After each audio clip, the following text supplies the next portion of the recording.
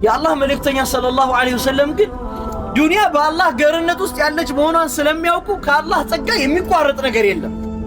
የተጻፈው ነገር በጠቅላላ ምን ይሆናል? መምጣቱ አይቀርም። የተጻፈው የሚመጣ ከሆነ አያስጨንቃቸው። ወፊ ሰማኢ ሪዝቁኩም ወማ ቱዓዱን ይላል ቁርአን። ሪዝቃችሁ ያለው ከሰማይ ነው፣ ቀጠሮውን ጠብቆ ይመጣል።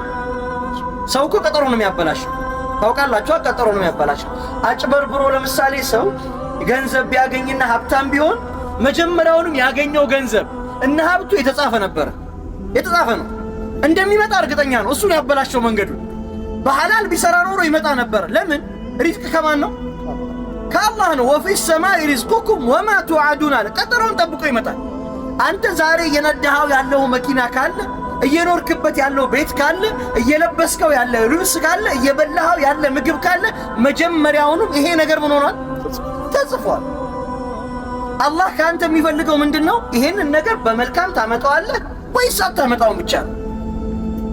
ለዛ እኮ ነው አላህ ኸለቀል መውተ ወልሐያተ ሕይወትንም ሞትንም ፈጠረ። ለምን? ሊየብሉወኩም አዩኩም አሕሰኑ ዐመለን አለ። ከእናንተ መካከል ማን ነው መልካም ሥራ የሚሠራ የሚለውን ለመፈተን አለ አላህ። ኸላስ